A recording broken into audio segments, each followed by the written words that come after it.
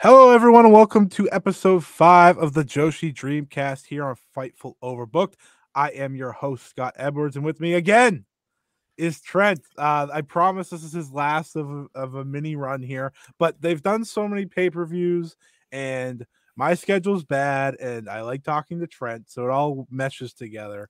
And I know Trent watches the pay-per-view, so that helps. We're recording this the day of, for me, not for Trent, of the pay-per-view airing, which was MidSummer Champions in Nagoya. So this is as fresh as thoughts I can have, and as well as Trent. So this is very exciting. Trent, how are we doing on this fine day for you, evening for me? It is the afternoon for me. It's actually quite nice. Considering it's the middle of winter, I can actually be in short sleeves for the very rare time. So it's going okay. And I managed to get some sleep, unlike you, which is always an advantage heading into this kind of thing. So I'm doing well, thank you. And anyone has an advantage at getting sleep on me, but that's fine. That's fine. It doesn't matter what time of day it is. It doesn't matter if you live on the same time zone as me. You usually have an advantage of sleeping over me. Nonetheless, we are talking about, as you guys saw on the little picture, boom, a lot of Stardom stuff to talk about here. We're not talking about anything else. Nothing else happened. Well, Miyuki Takase versus Suzuki was really good. I'd recommend go seeing that. Apparently, but that didn't happen, Scott. You said it didn't happen. Well, it didn't happen this week. To be fair, it didn't happen this weekend. It happened last weekend. And how often do you do this show? Every other. So you make a good point. But it's okay because I just told people to go watch if they haven't yet. And we're going to be talking about Suzuki anyways. Yes, she does I presume. She's here, there, and everywhere. We're going to talk Stardom and Showcase Volume 1, which proved to be just as crazy as we expected. We are going to talk, as I said, MidSummer Champions 2022 in Nagoya. And the main part of this is talk a little bit about the 5-star Grand Prix, the best tournament in professional wrestling. Yes, you can take that, G1. Had to give my little shout out there. I know there's a New Japan podcast on Fightful Overbooked, but you know what? It's okay. I had to get that little shot in because I'm just telling the truth. So let's talk about it. I'm not going to waste time here. I'm not going to waste anyone that's listening time. We're going to talk Stardom in Showcase. Pretty much called the sports entertainment brand of Stardom. That is what the English account said. So I was like, okay, if you're willing to say that, then I'm going to embrace it. So this is the WWE brand of Stardom. You got stipulation after stipulation after stipulation. And it's worth noting that a lot of talent actually had to miss this show, unfortunately. So off the top, Natsupoi, Utami Hayashishita, they were the major names taken off pretty much the day of. It was technically the day before, but it was like, in Japan, it was like hours before the next day. So pretty much the day of, they had poor physical conditions. So you could kind of figure out by now what that usually ends up being. Mochi Natsumi had to miss the show as well. Akane Fujita got hurt. Waka Tsukiyama's hurt. Tekla still hurt. Hameka was back, though, after the unfortunate passing of her father. And again, we send our condolences to her. But a lot of people missing. It's always bad when people are missing, but thankfully they weren't in major matches. So Stardom was lucky to keep all their, major hits of the night, which turned out to be very important to these two shows because those major hits were really when it really where it counted, and Natsupoi dodged the bullet, I say. But that's besides the point. That might be the most I talk about that match on this show. So just enjoy that. But let's talk, as I said, Stardom Showcase Volume 1. Trent, we're out of it. We're done. It's over. Yeah. Right? We already have number 2 planned. It's the same show that I think Sayaka and Hanan are doing the 5-star their 5-star Grand Prix match, because I remember when the schedule came out and everyone was like, why is that the only match on that date? Now we know it's Stardom Showcase Volume 2. So Volume 1's over. How do you feel about the concept? How do you feel about where they're going with their third brand? Look, I think at the end of the day, Stardom Showcase is a fun concept, and I think the first volume of it was good, with some kinks that can be ironed out down the track. I don't think anyone was expecting it to be absolute perfection from the first time. Going with something so drastic to what they do, like we know Stardom can and have done comedy in the past, but they haven't really centered a big singular show with a whole variety of, like, it was a variety show in terms of wrestling. You had the hardcore wrestling, you had the Cosmic Rules wrestling, you had the Power and Power, I think it ended up just being. You had coffin matches. It was all over the shop. So they haven't really done anything quite like this, and bringing in DJs and inflatable bouncy castles. With that in mind, I'm excited to see where it goes moving forward. Do I feel like I will pay for every episode? Well, probably, but I will not be as exuberantly necessarily. Yeah, look, I'm a mark. Rossi owns my bank account, but I'm not necessarily going to be throwing money at this to the same degree that I do necessarily at pay-per-views, because it's a fun show, but I didn't necessarily get the, they've earned my full amount of money, maybe like some of their pay-per-views. Some, not all, but yeah. Yeah, I mean, this, and I think both shows were like this, but this show was really a tale of two halves. The first half, and I want to say, this show, the breath of fresh air for this show, besides like the different vibe of having a DJ play all the music and whatnot, was that it was quick. This show was over in like 2 hours and like 30 minutes tops. It was done. And I was like, whoa, that was, and sometimes I like to kind of digest shows, but they were moving. DJ Pretty Dragon, the real MVP of the entire show. Like, I'm not even kidding. The vibe that she gave this show with the music that they're playing and important. If you buy this pay-per-view, you don't probably get to watch it twice because the archive doesn't last all that long because of the music. But you want to see the raw version of it. You want to see that live version, because I can't imagine watching this on Stardom World and walking away from it the way I did, right? Because you didn't have that natural music, and like I don't remember the match, but I going into it, I was like, this has me amped. Like, I can't wait for this. It might have been the Fatal 4-Way that they were playing like something really good, and it started, or the coffin match, either one, and it was just great.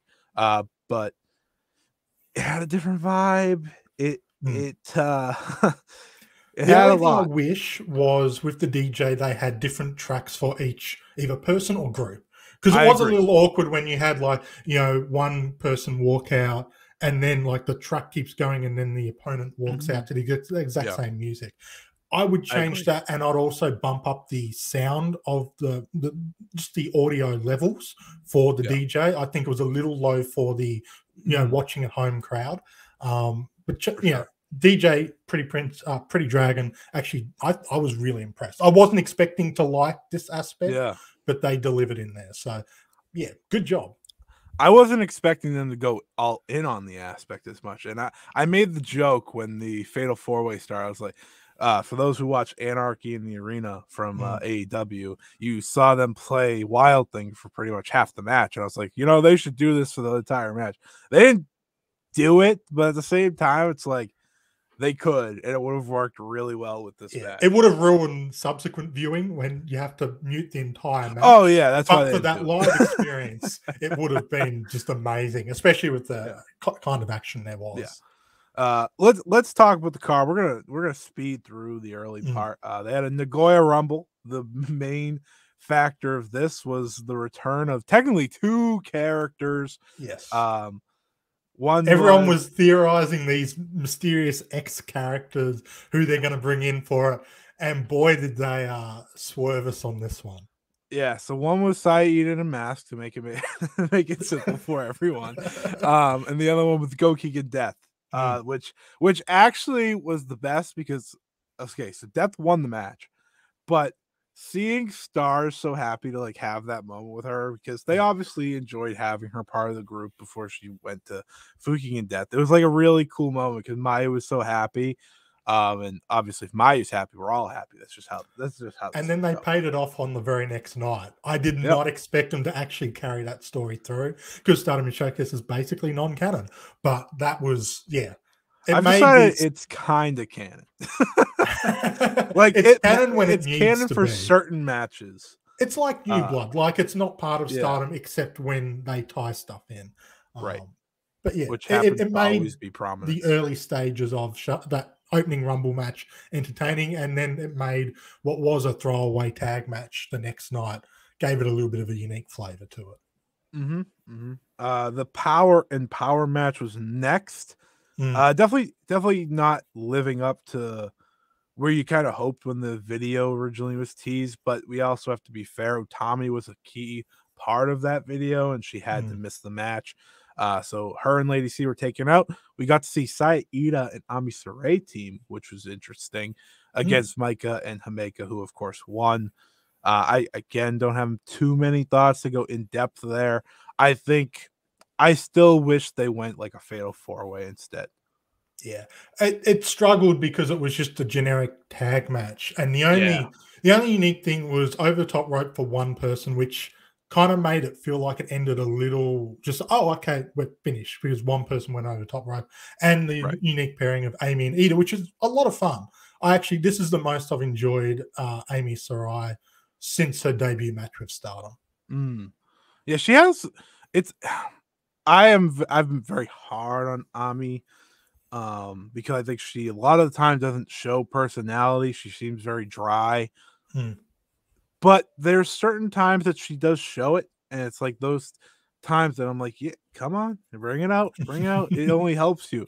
And I think in time she will get there. It's just a comfort level thing, because in ring wise, she's starting to impress me, like with her moveset, and she has great chops and all that. So there's something there, obviously, and if she starts not having to win every match, I'm sure that'll actually better her as well. I think she's going to be a lot better once God's Eye get over the initial Rossi super push that every new faction gets, because they're still in that kind of, we know they've all kind of got a quirky, fun personality, but at the moment they're still stuck in that, but we're meant to be the unbeatable force at the moment. Once they go to regulation, we can win, we can lose.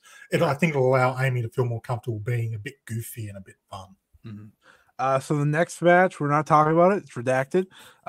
It was no, we're not. I'm not talking about the Cosmic Rules match. It was exactly what we expected. Yeah, and it was not what I signed up for. Let's just say that. That's the best way for me to say it. The best part of that match to me was Saki, because she absolutely did not want to be there, and I was like, hey, me too. I also don't want to be here for this. Someone made a good point. The worst part was that it ended up being a no contest. So it was just like it was an even bigger waste of time in a lot of ways. It was a WWE Attitude Era match, and by that respect, it was pretty good. But it was a WWE Attitude Era women's match. Yeah. So you're not. That's not what I'm looking for on these shows.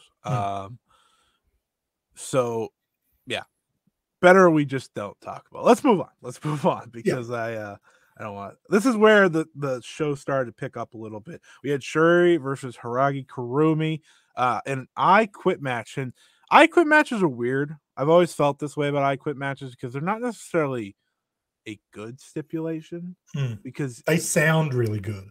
Yeah, they sound good, and this is where I actually have to give WWE credit. Like, they're always good at these car crash type matches. Like, this is their bread and butter, and so much of the time other promotions can't really do them as well, because one, this is the first time either of these two wrestlers are doing it off the top of my head, and I thought they did good for what they had to do. It's just it wasn't going to be anything super special either. I think had it been a tag match, it actually would have been better, because you would have had more parts there. Instead, you had to watch Kurumi, who, as a Stardom fan, you don't really know much about her at all, fight the World of Stardom champion. So it's like, okay, well, come on, like let's go. Like, and it's not any World of Stardom champion, it's Shuri. So it's like automatically just kind of hurts the purpose. And they, Kurumi looked good in the parts that she actually got to wrestle. Like her what's the spin around slam? Boss man slam? Is that what it's called? Yeah, boss man slam, sort of spinning sidewalk slam, whatever you want to call it. Beautiful. She does that perfectly. Like, I've watched her do that 2 nights in a row. It feels like it hurts. And I was like, okay, that's good. But with I Quit matches, the problem is you're like asking the person I quit all the time. It's just like, okay, whatever. It's like a last man standing match. As good as the action gets, it suddenly kind of has to slow down. Yeah. And my biggest issue with this was an I Quit match, I think, has to have a lot of heat going in. Yeah. And they had one interaction with a backstage chokeout in a half cannon show. Yeah. There wasn't a lot going in. It was the middle of the card. And yeah, it was meant to be tag match with the world champion. So you knew the world champion was winning. It was just a matter of when are they doing it. But it felt like they just kind of had to get Kurumi enough sort of showcase, because this was really her first showing in Stardom and her first time back in quite a while. So they needed that to kind of, okay, yeah, she's a threat. And oh, no, she isn't. And they went with the John Cena finish, which they did was predictable a mile away. I was honestly pretty unimpressed with this match. I think you liked it a lot more than me. I was ready for it to finish. Wow. And I don't say it often about Shuri matches. Yeah, that's fair. I mean, it's probably the worst singles Shuri match of the year off the top of my head. Like, not counting like when she fights a rookie, which she has done like once or twice. Yeah. Because I thought her Cinderella matches were at least decent. I mean, the match with Amy Suray was a good showing for the rookie, and then her match with Himeka was really good because it led into their big match. So yeah. I mean, I didn't mind it, but again, I don't really like I Quit matches to begin with, unless it's like a WWE one, because that's just what they do. But I did find it funny that Shuri was just like, boom, see you later. Like, anytime they do that, it's like, oh, okay, well, they quit anyways, but I'm going to toss you. Wasn't a pretty fall at all, but let's move on. Let's move on here, because I think the final 3 matches is really where we got. Let's get to the good stuff. We got into the flow of what Stardom and Showcase can be and really should be. And this was the Fatal 4-Way. I think this was the match that most people were looking forward to the most. It was Tam Nakano, Koguma, Azumi, and Momo Watanabe. You know, when you say falls count anywhere, you don't want to get your hopes up, because when you hear falls count anywhere, you don't really know how far they'll go and what they'll do. And Stardom, very creative they were, said, we're going to make sure this is creative, because we're going to bring 2 big inflatable objects, and they're just going to have a whale of a time. This match was one of the most enjoyable, one of the most fun matches you will see this year. Maybe it's not going to make your, like, you know, your match of the year contenders or anything, but it's so much fun that all you can do is sit there and just smile and laugh because of what they did, you know, because the talent were as well. Yeah, focusing a lot in this match. Well, that's the thing about the Stardom and Showcase shows. I firmly believe that, you know, the talent are loving these because it's just so different from their usual days. And, you know, some things are going to hit, some things are not. They're all learning along the way. This absolutely worked. This was fantastic. They went around the entire building. You know, Tam Nakano and Koguma go inside the inflatable elephant, and we kind of they were doing the roll around trying to get pins, and then we kind of disappeared. Didn't hear from them for a while, and they come out and they're changed in their gear. Koguma's wearing Tam's gear, Tam's wearing Koguma's gear. Just, you know, I felt like I heard the Joshi world laugh at the same time as they were watching it live. Azumi and Momo were fantastic. You know, Momo goes in to have dinner, and Azumi's like, no, I'm taking this all back to Queen's Quest room. We need dinner. We need our food. So she stole all their food. And then, of course, the main attraction was the rock climbing plus slide inflatable thing. I don't know how to what it was. A rock. You literally had a rock climbing part and a big slide, and what they were able to do with that was pretty much as exciting as you could imagine. And of course, the moment of the match was Koguma getting prepared to do her diving crossbody, and she slipped and just rolled down to the soundtrack of Mayu Iwatani just cracking up. Yes. Like, I've never seen someone laugh so much on commentary. They couldn't have had a better person on commentary for really these final couple matches, because she was having a whale of a time, and mostly for this match because, you know, she's cheering on Koguma, but she has she has the relationship with Tam. She's been around the Mm. other two forever. So it was just like her watching and knowing how these four actually are in real life and just watching them just have like this great time. Like, was it Azumi doing like a leg like she was doing like a heel hook to Yeah, Momo, she did and the then they just went leg down submission down the slide. The classic DDT at the swimming pool spot that got passed around quite a bit over the years. They replicated that and then had Tam and Koguma come down and now they just wanted to take them out. It was so much fun. It was everything you could have hoped for and more, because you really didn't know how fun. You just knew they put a playground in the background, and you're like, okay, well, how much of a playground is this going to be? They embraced it. All four of them, bravo, truly. Yeah, everyone fit their role perfectly, because Momo's supposed to be like the one that wants nothing to do with this, which is why she disappeared in the first place, and the end of the match is Azumi doing the Kurt Angle Shane McMahon spot to Koguma through the I'm going to call it wood. It was probably cardboard, but it doesn't matter. It was great, and Azumi got the win. She didn't need multiple attempts like Kurt Angle either. No, so she's better at the suplex than the Olympic gold medalist. That's fact. That's fact. Okay, no, I'll give it to you. Yeah, I'm not going to act like the surfaces that they're going through are a little bit different. It was basically the same thing. Thankfully, Koguma didn't have to suffer like Shane McMahon did. Let's just say that. But it was so much fun. I can't recommend it enough in terms of like, if you want to just watch a match and have a great time, and if you can't take yourself too seriously as a wrestling fan, like these are the times you just have to let loose and know what to expect, because that way you'll enjoy it so much. This is the kind of match I watch and go, damn, I wish I'd become a wrestler. Because if you got the chance to do something like this and say, oh, they've brought in the bouncy castle, oh, they've brought in the inflatable slide, what are we going to do with this? Like, you can feel the fun that they would have had planning this, going to Rossi and saying, can we get an inflatable slide for this? It'll be worth the investment, trust me. And then wanting to know who got to test the slide first before it all began. Does Mayu get to pull rank as the senior member there? I'm sure. Or does Rossi? I'm sure everyone embraced that slide. Let's just, I'm sure everyone had a great time, and it was just like I could keep calling it so much fun because it was, but it's a match you need to watch. Like us talking about it does not do it justice at all. Like. When we say there was a big inflatable elephant that they went inside and tried to you just need to see that, because I remember there were people talking about it earlier. They're like, why is there an inflatable elephant? And I was like, I don't know.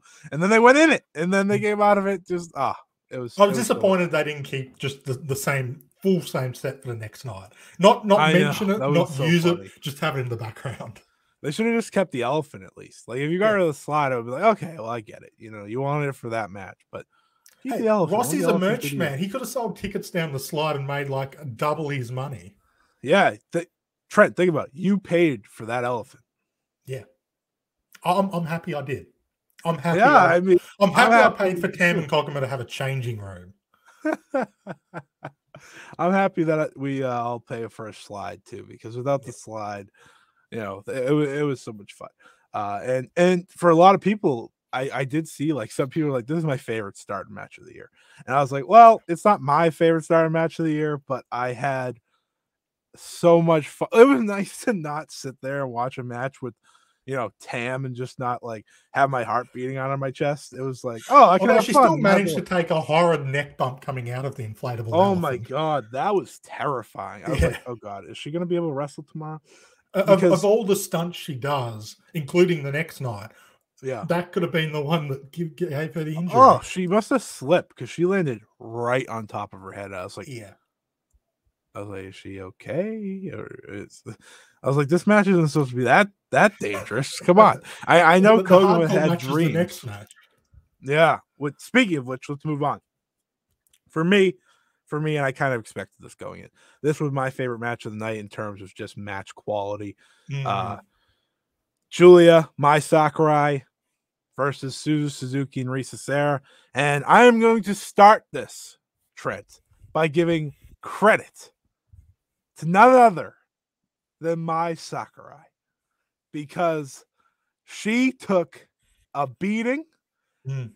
she tried to give it back, but she mostly took it. And about halfway through this match, I was thinking, is she doing a pacifist hardcore run here? Like, so she brought like part of the stage with her, for example, and I was just like, who told her that was the weapon of choice? Who? Yeah. Like, who's told her? Yeah, you can protect yourself with this, because whoever told her was lying. Compared it was probably Julia. Yeah, it was probably Julia. Julia loves her tiles. I also said, like, where does Julia, like, why does she love these tiles? Because she had them when she had that match with Natsuko Tora at the beginning of 2021, and she had them back here. Now, don't get me wrong, this match was a lot better than that one. But the reason for that is you have to talk about the hardcore duo, Suzu Suzuki and Recessera. They are just so good at what they do for a reason. And we're going to give credit to Suzu, for the rest of this show, because there's a 5-star Grand Prix to talk about. But Recessera has come in and been just as much of an impactful person as Suzu in a lot of ways. Now, she doesn't have the rivalry that Suzu has with Julia, keep up a story, but like, Recessera has the better match. She has the best match so far between the two. Yeah. It's also the most prominent match so far. Didn't mean that, but works out. But like, any role they put her in, she's great, and that's why I'm so excited for her 5-star. But in the end, this was about Suzu and Julia, and they gave us another taste of what these two are going to do in their singles match. Hopefully, more than one singles match. It was bonkers. It was physical. It was violent. It was my favorite match of the show. It was interesting seeing the discourse around this match before it started, because I think a lot of people were curious what level of hardcore were we actually going to get, because obviously Stardom have dabbled in it a little bit with like the exploding bat death match, which received very mixed opinions domestically, and then when Prominence first came in and were bringing in that kind of thing, it got very mixed opinions domestically as well, from what we've heard. So when they announced the hardcore match with a death match troupe, the question was, what are we getting? And I think it was a good mix between bringing in the deathmatch elements that they use without going into full deathmatch level. We didn't get any blood that I could see. It never got too graphic. My Sakurai probably disagrees on the inside. It never got too graphic, but like, they went harder than I expected. We got a signature Suzu Suzuki weapon. It wasn't the one I thought we were going to get, but there were forks. The fork table. Risa brought out, I think it was a barbed wire kendo stick as well. Didn't get fully used, but she didn't bring out the light tube fan that she has, which I don't think any of us expected. But it was a good sampling of, if you enjoyed this and want more of it, or a heavier version of it, then this is where these girls are coming from. And you can get it, but you can enjoy this without feeling like you're watching a bit of a snuff film almost, which deathmatch can get that way a little bit sometimes. It can, but when you have two of the best, My Sakurai and Recessera, yes. You goddamn right. After this performance, my Sakurai is going death matches. I think the creativity that Risa and Suzu have to, once they're told, okay, here's what you can do, what you can't do, and what they're able to do in those matches is so often, it's something that Dash Chisako has kind of perfected, because she doesn't usually go to that death match range. She usually stays in that hardcore, like, we're gonna do a lot of crazy stuff, probably nothing too gnarly, but it's gonna work, and these two do that really well. And you saw it here. Julia taking the pile driver through the table from Suzu, just a very much needed touch to continue that feud in a lot of ways. There was a headbutt, because, what's a Julia match without a headbutt? She tried it the next day and she didn't get it. And I think she was very disappointed. Mind you, the over-under, I would have lost that bet, because I would have shown there'd be more than one. Yeah, they only got one. It was great. I heard it though, so that was enough for me. It was so good, because one, prominence can never leave Stardom. I just want to put that out there. Like they fit in so well now, especially these two. We don't really see the others, so I can't really give you if they will fit in or not. But these two fit in perfectly. They feel like main event stars for this roster. Every time they show up, you know it's important, and they delivered here once again. They deliver every single time they go out there, and that's really all you can ask for. And they're being put in a spot to do so, which it goes both ways. And one final thing I do just want to give, shocker, I want to give credit to Suzuki. I don't think we know the full breadth of how bad that shoulder injury is, but when it was first announced, I looked it up and I thought she was going to be out for several weeks. The fact that she's back in basically less than a week, wrestling back-to-back nights ahead of a 5-star Grand Prix. It looked like it was giving her a little bit of issue, but at the same time, she could have just been selling it. Full credit to her, because it's not an injury that I thought was going to be, oh, yes, I can just wrestle like nothing's happened. Yeah. Yeah, it is worth noting, bringing up that injury. Of course, she did get hurt in her match with Miyuki Takase, but you wouldn't really notice it if you didn't know beforehand. That's the best way to say it.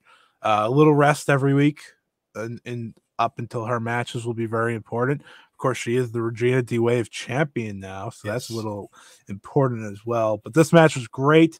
Credit to all four, including Mai Sakurai, who continues to improve every single time she's out there, which, as someone that didn't know if that was ever going to happen, her move to DDM couldn't have been more perfect, because it's been one of the true success stories of an already successful year for Stardom.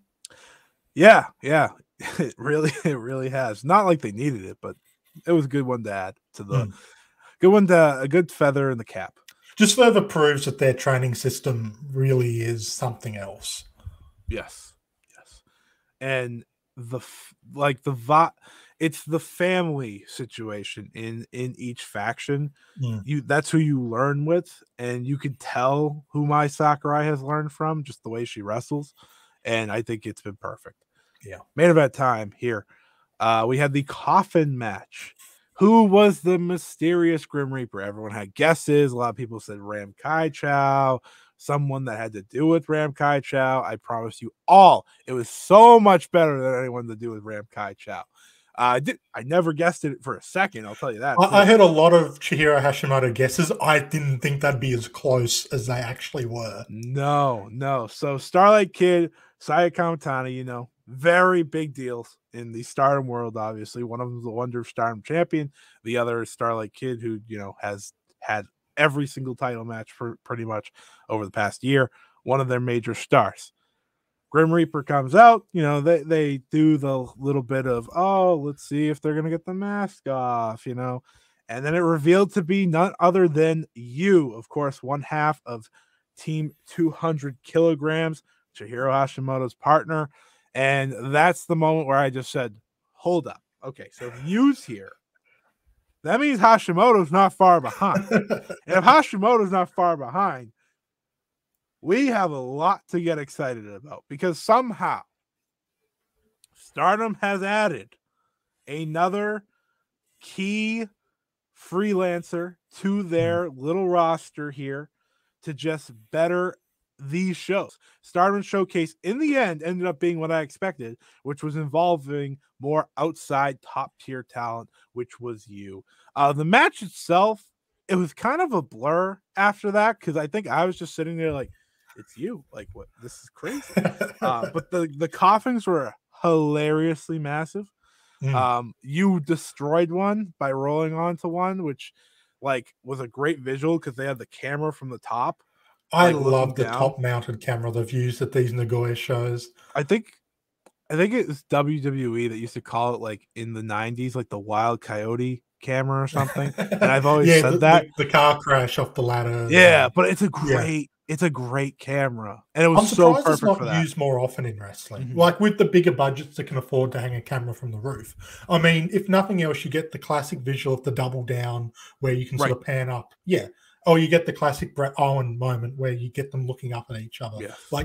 For those moments alone, I feel like it's worth it for a big level company. I'm guessing this Nagoya venue is just perfectly suited for it, but I love that they keep going back to it. Yeah. It was really good moment there. Sayakamatani also jumped off the coffin when it was straight up, which was really cool. Which doesn't sound too impressive unless you see how big the coffin is.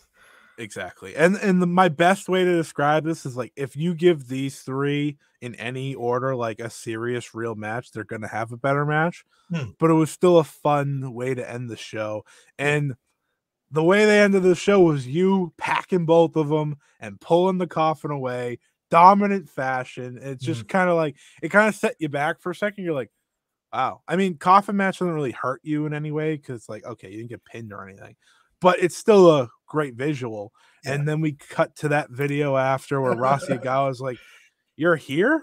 Why are you, like, you're back in Stardom? And most people began to connect dots. It's probably Chihiro Hashimoto. If it's not, I'll be very confused.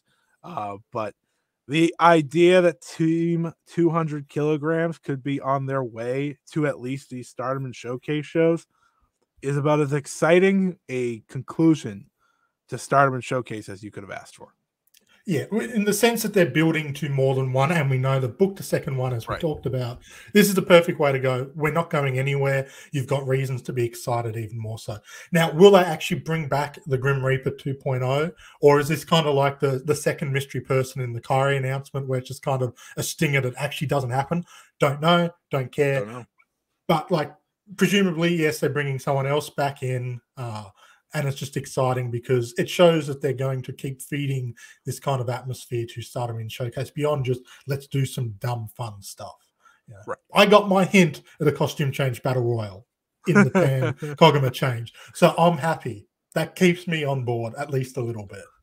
Yeah, I mean, what keeps me on board is the fact that for those who don't know, Team 200 kilograms may very well be the best tag team in all of Joshi. You know, a lot of people talk about FWC and how they are one of the best tag teams in the world. Well, Team 200 kilograms have been a tag team for a very long time, and every single time they go out there, they usually steal the show on their whatever show they're on. So the idea that we might get Team 200 kilograms against an FWC, or really any Micah and Hameka was the one that someone brought up. That match is exciting. That's just a hoss fight from. Like that could be really special. But if that doesn't happen, I'm blaming you personally for my depression. That's fair. That's fair. I'm going to blame myself as well, but I'm also going to blame the person that brought it up in the first place. But yeah, that was Stardom and Showcase. I mean, we got a surprise of you, which no one expected. We got a fatal four-way to remember forever. We got a hardcore match where Mai Sakurai showed once again that she's improving and she can take a beating, and that prominence is, you know, they're the real deal for a reason. We got Shuri having another win because, you know, she does that every show. And then everything else. So everything else. So we can move on now. We can move on. We got Goki and Death. Yes, and super strong Starlight Machine. And we got Mayu Iwatani on commentary laughing her ass off when her friend Koguma crashed and burned. She didn't, because she knew it was a bounce house. She didn't have to worry that she got hurt because she was like, she herself had botched early in the night. She was happy that was going to take all the attention. Oh yeah, I mean 618 as it ended up being. This is the important part. Next time we do Stardom Showcase, next time we do Falls Count Anywhere, Mayu Iwatani better be in the match because the opportunities are endless of what she can or can't do. Well, we know she goes around the arena in matches. Like, we just have to look at her matches with Yu/Kagetsu. Exactly. So let's move on to the big pay-per-view. Bam, as you see here, Chapter 2. MidSummer Champions 2022 in Nagoya. This was a show that I think most people were more excited for because obviously a Stardom pay-per-view is a big deal. When they have their traditional pay-per-views, you can always expect maybe a match of the year contender, if not a match right under that. Boy, oh boy, we'll get to that in a little bit. Now, if we talk about everything besides the main event, everything. Okay. It was on par to be what I thought, respectfully, and I'm going to preface this. Stardom has so many great pay-per-views this year that this isn't really that much of a knock, but this was probably going to be the weakest pay-per-view yet. Truth be told, as we said beforehand, weakest true pay-per-view, not counting round one of the Cinderella tournament, which is right. Yeah. And that's, again, not a shot at anyone. One, they have the 5-star next week, so I don't really need them to, put on this show of the year if they don't want to. I'm going to get it the next couple months, okay? I don't have to worry about that. So for me, I was just sitting there like, okay, this is fine. This is fine. And we're going to get to that main event that, kind of flipped the day upside down. But let's talk about it. The first few matches are literally less meaningful than the Stardom Showcase was. So I'm going to blaze through those results. Sayaka and Hanan wrestled Mai Sakurai and Rina Amakura to a 10-minute draw because why not? That's about all I can give you. Really nothing there. It doesn't fill in for what is a usual great Hanan future title defense. It's just not the same. I didn't think the tag match was bad or anything. It was just there. It was a classic first match on the card. It doesn't matter, but let's get some people on the talent and put on a decent little opener for what it was. Yeah, and Ida and Hanan probably going to be a tag league team, and I like Wingori has to come back. I feel like the Stars teams are locked, barring injury. After what we saw this night alone, I think they're locked. I think they are already, and I like it. I like where these teams are going. I wouldn't change them. No, Mayu Iwatani and Momo Kogo have already formed one of the most enjoyable teams in Stardom. As they defeated the team of Fukigen Death and Ruaka, like you said, they played to that story from the previous night where we had Gokigen Death. Momo Kogo, from that high-speed match and on, has been a different person. She has confidence. She's just a better overall wrestler. And we give plenty of credit to Azumi for that, but we give credit to Momo Kogo for just taking on the challenge and believing in herself. And she's learning from the right person, right? There's a lot of similarities in makeup of who they are as competitors. Like, Momo Kogo and Mayu Iwatani are both very, they're lanky. They have the same body type. They have something about them that's just very likable too, like that baby face. You just want to cheer them on. You can't teach it. They just have it. And them working together has been really fun, especially as of late. They just kind of were like, you guys are now a tag team. And I'm like, okay. Because I think they fought Tommy and Azumi recently. Yeah, that was a really good house show match. But this team seems to be a lock for Tag League as well. And I'm really excited to see what they can do because, like I said, really fun. This match was, whatever. But you want to know how little Mayu cared about this match? She didn't bring her jacket or her championship. No. She won her championship. She had it around her waist.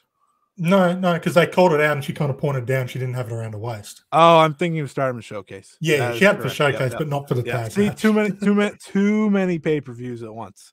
Too many non-important Mayu matches at once. Yes. Let me say that. I'm sick of it. That's why I'm so excited for the 5-star. We're not going to do this anymore. Mayu has to try again, which is great.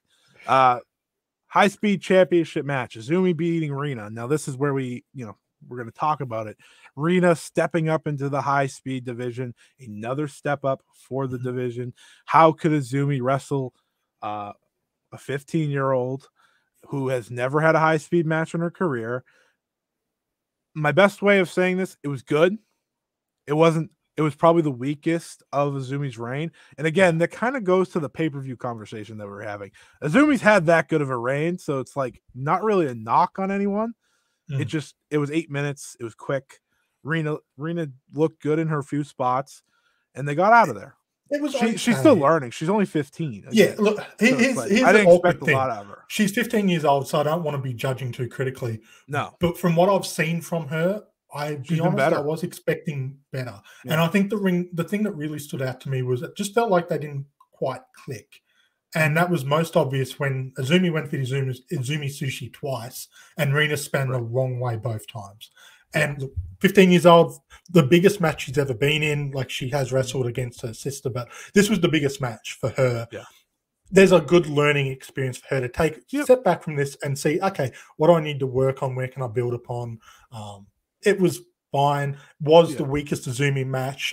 It's difficult to get up on that list because she has had amazing ones.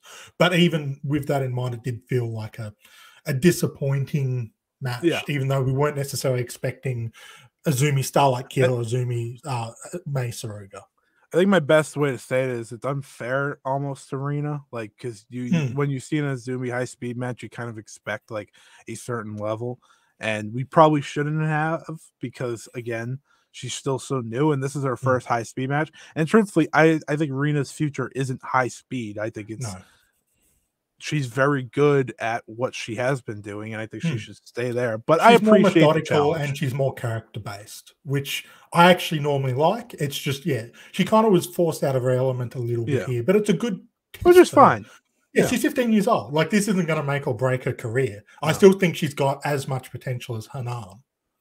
Yeah, for sure. I mean, there's still so much time for her too, so it's not like it was a big deal. But it's okay. We move on. We had the Captain's Fall match here. This was one of the matches that also got shaken up, with Natsupoi having to be removed, as well as Mochi Natsumi. So big changes all around. So the teams was Utami meant to be in this one as well? Yes, Utami was as well. So this was the first time since 2018 that a Queen's Quest trio didn't have Momo Watanabe, Utami, Saya, or Azumi in the trio. And it was an all-star team. Yeah, we had Lady C as the Yu Amasaki, and he. Lady it wasn't the A team. Okay, it wasn't the B team. It wasn't the C team. It wasn't the D team. We'll go D-. We're gonna be respectable here. And then with Natsupoi out, Hikaru Shimizu joined from Colors, and that was the moment that I stopped and said, wait a minute, you had Hikaru Shimizu there and you just didn't put her in a match? I was like, hey, what are you doing? Like, come on. Like, Hikaru Shimizu is great. And this is again where I say the Cosmic Angels and Colors, they just fit in so well together. It's incredible. Because they've only been together for a month pretty much. Like, it's impressive, and they were all having fun. And of course, the Prominence team with Mochi Natsumi out, that forced us to lose out on Saida versus Suzuki, which kind of stunk, because I thought that match would have been really good. But we're getting it in the GP anyway, so it doesn't really matter. Suzuki joins this team, so it's really the A team of Prominence. It's Recessera, Suzuki, and Haragi Kurumi, and they essentially dominated. It wasn't really a question once you looked at the three teams. It's like, good try. Kurumi was the only one eliminated for Prominence, but she eliminated an entire team, which was Queen's Quest, and she got eliminated over the top rope with a double team attack. So it's the safest way you can protect someone in that setting. Yeah. And they made very quick work of Queen's Quest. They probably looked at it and go, let's just make this a 6-person tag match and just get changed. Recessera is one of my favorites, because when she doesn't when she has no interest in a match, you can just tell, and she's like, what is this? What am I doing here? And they just made it work so quick, and it works because that's probably how she should have felt for this match. Because obviously she's a former 2-time world champion with ice ribbon, so it's whatever. But Suzu and Recessera worked really well to Unagi was eliminated by Recessera with the air raid crash, and then they got rid of Kurumi, and then Suzu rolled up Mina for the win. Yes. But the captains were Recessera, Mina Shirakawa, and Lady C. So I did like the little interaction. One of them were respectfully a captain. I was curious to see whether Mina or Unagi would get the nod for Cosmic Angels, because they are very much on equal pegging in that situation. You'd argue Unagi maybe had the favoritism after the previous night in terms of dominance in that group. But it went to Mina, which was good because she got eliminated after Unagi. But I did like the interaction with Unagi and Recessera after the match. Building up to their 5-star confrontation. Classic Unagi picking a fight with someone who's just going to kill her. It's the best form of Unagi Sayaka, and I love that it keeps happening. Yeah, it's gonna be fun. that match is gonna be a lot of fun. I think Recessera is gonna have herself a tournament, but we'll get to that in a little bit. But that was that match, and let's get on to the final 4 matches. I think this is really where the card picked up. Even if we said what we said, this is really these were the 4 best matches, at least for me. The Art of Stardom Championship Oedo Tai survived as Mayu Iwatani, Saki Kashima, and Starlight Kid defeated the DDM team of Julia, Micah, and Himeka. And this match was perfectly done because it continues the story of DDM not knowing what to do. The walls are falling down around them. Everything is crumbling. It is terrible. They don't know what to do. It looked like they were going to win this one, but Himeka and Micah destroyed Julia in the middle of the ring, allowing Saki Kashima to do her thing, hitting that revival, pinning Julia 1, 2, 3. Oedo Tai keeping the titles. This match never got to the level that I know it can, which was it was disappointing. It was still good. It just never, ever got to that point that these 6 can do. It felt like Micah and Momo were there in name only for 95% of this match. Yeah. It was predominantly Saki Kashima and Julia. Himeka and Starlight Kid had a bit of an appearance, but they had a story to tell in a set amount of time, and I think they cool with me. Yeah, look, it was, as you mentioned, it was a fun, quality match that never threatened to become more than its spot on the card, because it was a true mid-card spot kind of, okay, now we're getting into the business end without getting into the heavy stuff. Yeah, here's my thought on it. Not every match needs to be, like that top tier match. It's just we've become so accustomed to it with Stardom that anything less than a top tier, like elite quality match is like, oh, that was a letdown. But it's unfair, because if you have this match on the middle of any other Joshi card, you're like, oh, that was great, one of the best matches of the night. That's not the case usually with Stardom. So that's kind of the problem there. But they continue that story. Julia just pissed. She just walked away and sets us up for a very big tournament, of course, for Julia. That's her final appearance before the 5-star Grand Prix, which is very exciting. Goddess of Stardom Championship, the rematch of a tag match that I could not stand, to be frank. FWC defending against the God's Eye duo of Mariah and Ami Suray. And Trent, let me tell you, this was so much better than that draw. Whether you have this match as good or as great, and I've seen differing opinions on it, doesn't matter. Everybody would agree it was better than what we got beforehand earlier in the month. Yeah. I saw people giving credit to God's Eye, Mariah, Ami Suray got a lot of credit. I'm sorry, I'm going to give all the credit to Hazuki. There is no one better at fighting back right now in Stardom, I think, than Hazuki. We watched it in that match with Black Desire where they won the titles back. Probably their Stardom's tag team match of the year off the top of my head. I'm sure I'm right, because I can't think of any other ones. That wasn't supposed to come off that way. I can't think of any others. The world of Scott. No. And the funny thing about that was I thought their first tag title match wasn't nearly as good. The second time around, they come back. Hazuki has that kind of showing, and Momo and her just they work so well together. Koguma in these tag matches, by the way, she's very kind of absent. Which is weird. It's very weird for a tag champion to not feel like they have a massive impression on the flow of a tag match. She's there for the build up, anytime building it up, it's always about the bear. But when it gets to the business end, it's almost like she's like, okay, I'm hibernating now. Hazuki's going to do the heavy lifting, which look, I don't mind, because Hazuki's fantastic. The right person to do the heavy lifting. But it is interesting in that respect. Yeah, I mean, I'm gonna I know people hate the words mark and whatever. I'm a Hazuki mark, so it's okay. I'm just gonna give her all the credit. But she made Ami Suray specifically look like $1 million in those closing seconds, and which is what she needs heading into this 5-star tournament. And they had me on the edge of my seat, because I was like, God, FWC is gonna lose. I'm pissed. I'm so sad, because Ami Suray were hitting these just clubbing clotheslines. She had hit her Blue Thunder Bomb type move earlier than that, and I was like, oh, come on. And then Hazuki Straw, Hazuki Straw, Hazuki Straw, as I tweeted out because I was so happy that they stole the win. FWC has been such a great addition to this roster since both of them came back, and them being a tag team. They've risen those titles because you have to remember ALK obviously did their job and brought those titles up. But before ALK, those titles were relatively just non-existent, and that's not Micah and Hameka's fault. They literally got them and then lost them. But before that was B and Konami.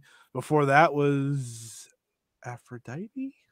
Yeah, I think it was Aphrodite. Yeah, like, and then was it Jungle? Yeah, because I'm thinking I know Jungle Konami had to vacate it, and then yeah.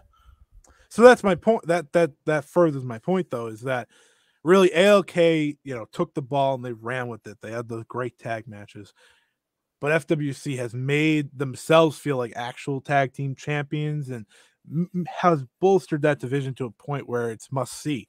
And Mariah and Ami Suray, they are going to continuously receive backlash really from Stardom fans because of their push, not really because of who they are, but because of their push.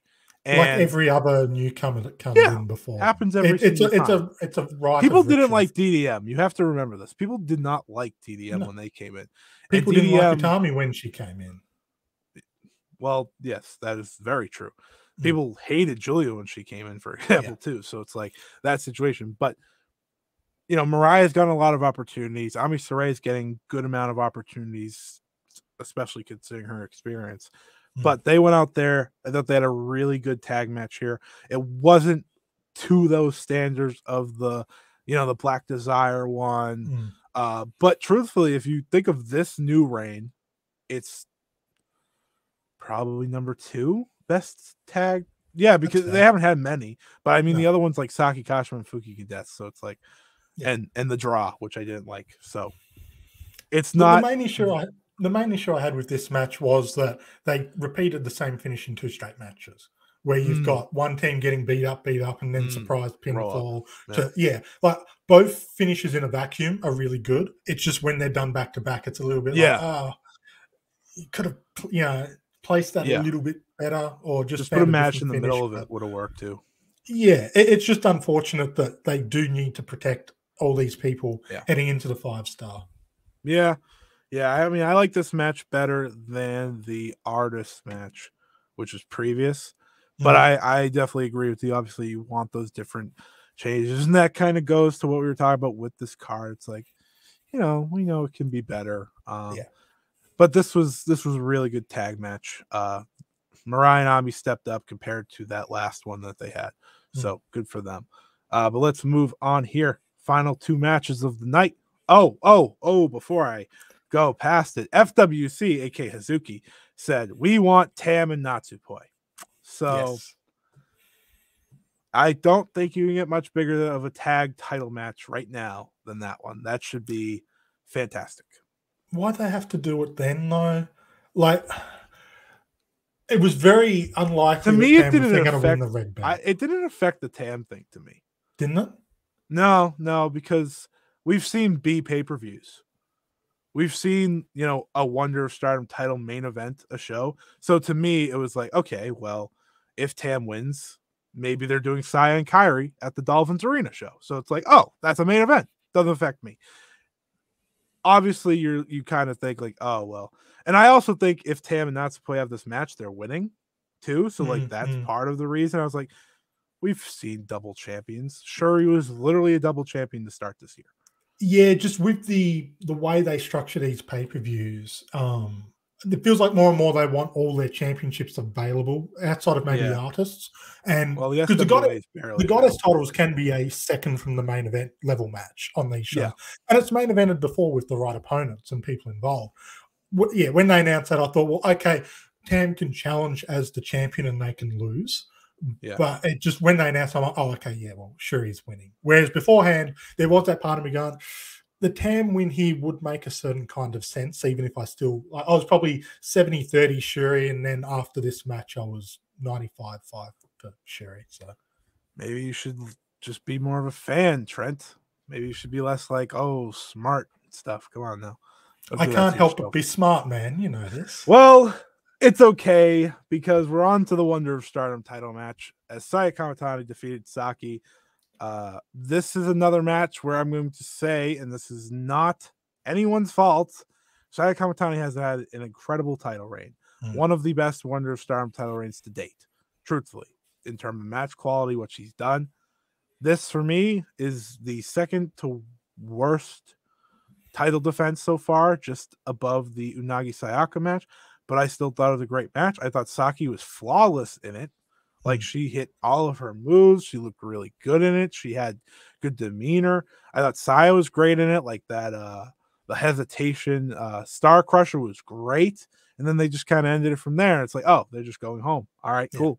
I still think they could have gave a little more, but it was still a great. It was still a great match. It felt like 2 minutes of finish short of what it felt like it should have been. Yeah, because when she hit the Star Crusher and then was going up, I'm like, oh, okay, Saki's going to move out of the way here. And there's like, oh, no, okay, we're ending here. Cool. And the one other thing is that obviously there was no drama to this match, which always hurts a match because we're waiting for Kairi now. We're in the waiting period for that match, and you got to do a lot to convince me, and they just never got to that point. No. It was a good match. Like, as you said, like if this wasn't on Sayakamatani's championship reign list, I think it would be perceived better than it was. I actually have it as her third worst. I did prefer it to the Utami defense. That really did nothing for me. I always forget about that match, truthfully. Well, because it was overshadowed the next night by the best championship defense she's had.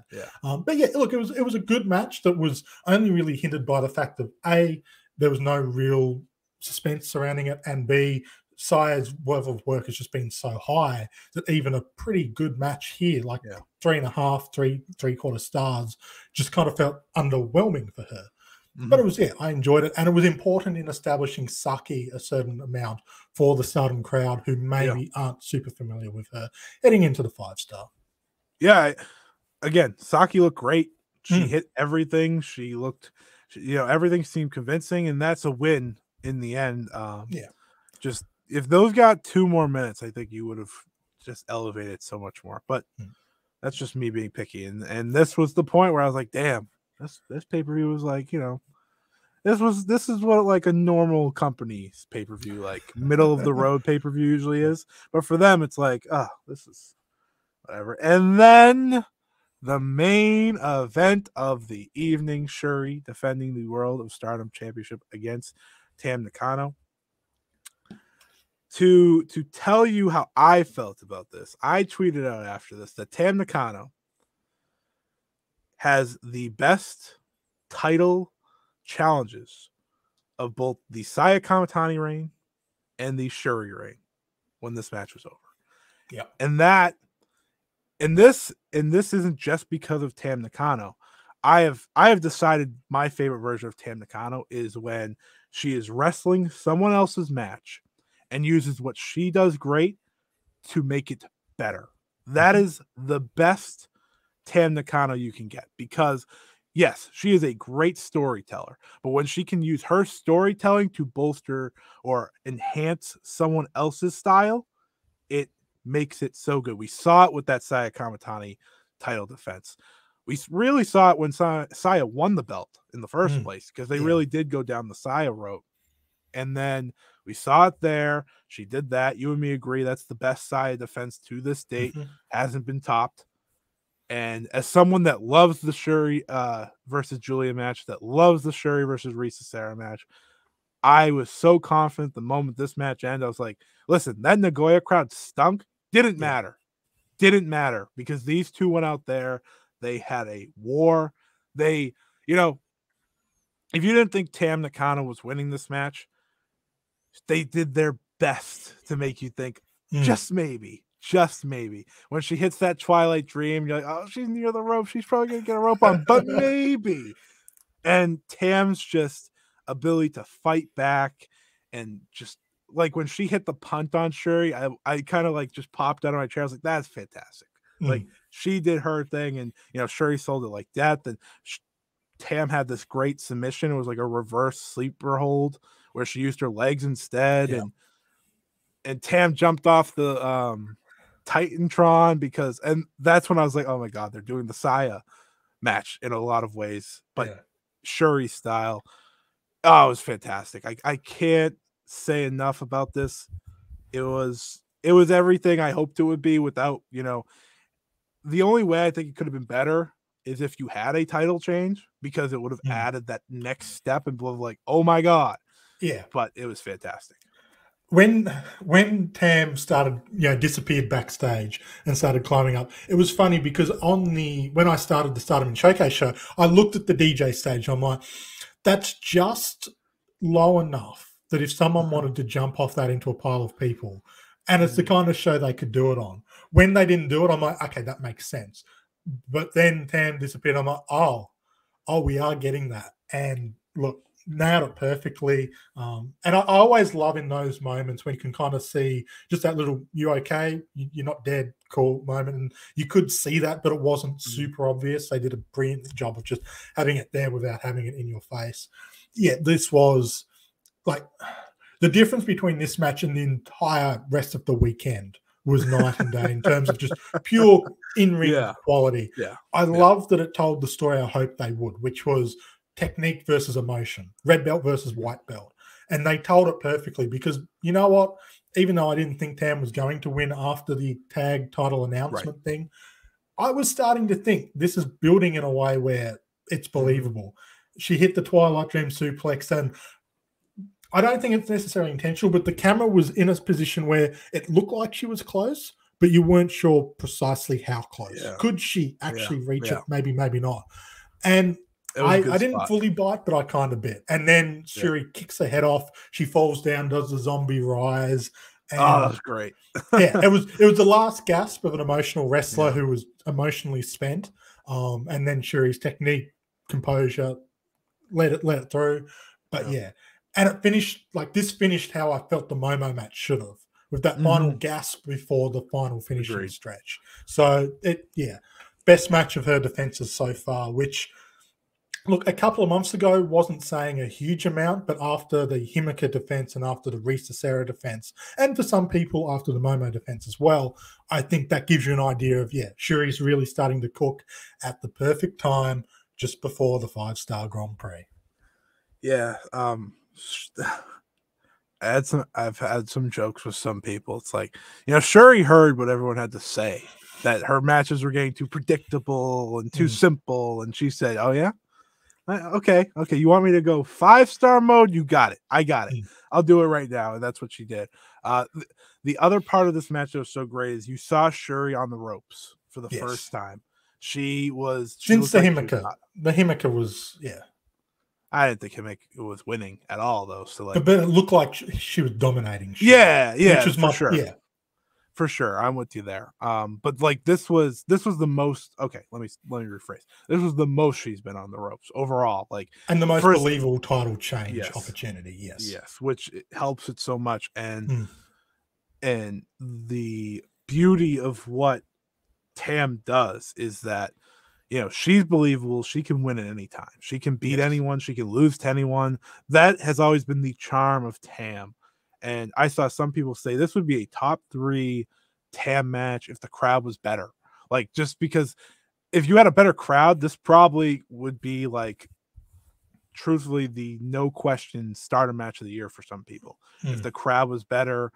I don't have it as the match of the year. I have it under a few. I have it under Starlight Kid and Azumi. I probably have it under Mayu and Julia, and then probably Tam and Saya. And after that, it's okay, well, now we're talking. It's that's how good this was. Just a credit to both of them. Fantastic match of the title reign so far for Shuri. It's exactly what the show needed, really. It needed that. It needed that staple that you get from them. And wrong of me to ever doubt. I never doubted Shuri, but wrong of people to ever doubt Shuri, because she is one of, if not the best in the world for a reason. There's a reason she has that title. If she continues to have that title for another 5, 6, 7, 8 months, she's probably going to have a bunch more classics because she has hit that stride. And now we're going into the 5-star Grand Prix. we're hitting the pointy end. Very on brand for her. Yeah. So this is when it's going to get more interesting because you're going to get more matches where it's like, this could change hands. After last night, because for a while there we were saying, Saya's had the better championship reign, quite comfortably in a lot of people's eyes. But now we've got a good Shuri match well over. Yeah, it starts to get more interesting. And depending on what the defenses are leading into their big matches moving forward, it'll be interesting. Saya has lower points in her reign than Shuri does. Like, if we're going to do comparisons here, like, I think Shuri's lowest defense, I have to think. I mean, she didn't have many. Mariah match, that's probably the lowest defense off the top of my head. Or the Mayu match. I'd probably put Mariah just below Mayu. But they're the two weaker matches in the reign. And those I thought were both really good. One of Mariah's best matches, and then the Mayu match isn't a bad match. It's just we know they could have had a match of the year, so it hurts that a little bit. Well, Saya has high matches, right? She has the Natsupoi one, she has the Tam one, she has other ones that I can't think of off the top of my head right now. Starlight Kid. Thank you. She's had a lot. She's defense. Oh, Micah too. I love the Micah match. Yeah, that was a really good defense. So like she has more high points, but man, these two are neck and neck right now. It's really it's a closer conversation now than it was not that long ago. To me, it's about taste in the end, because if you told me Shuri's your wrestler of the year, I'd be like, yeah, okay. If you told me Sayakamatani is your wrestler of the year, yeah, okay. Like, that's how great their top two champions are. I've seen people say these are the best two reigns Stardom's had at the same time ever. And I said, oh, I got to think about it, because you got to think about that, because we've had great reigns, especially over the past couple of years. And I mean, what's their competition? Utami versus Tam, maybe? Like, that was because I love the Tam reign. I love the Utami reign. But then you look back to Mayu, because Mayu had people kind of are forgetting Mayu's super reign she just had before Utami. There's a lot of great reigns. I don't know if I'm just going to, but when this is all said and done, when Shuri and Saya are both no longer champion, I'm probably going to have to agree in the end. It's also handy they're happening simultaneously. Like, the Mayu reign had half Arisa, half Julia. Utami's reign had mostly Tam, but there was a little bit of a gap there. And generally, the championships aren't quite mirrored in their these are wins exactly and defenses this way. These are exact. Yeah. It's great, though.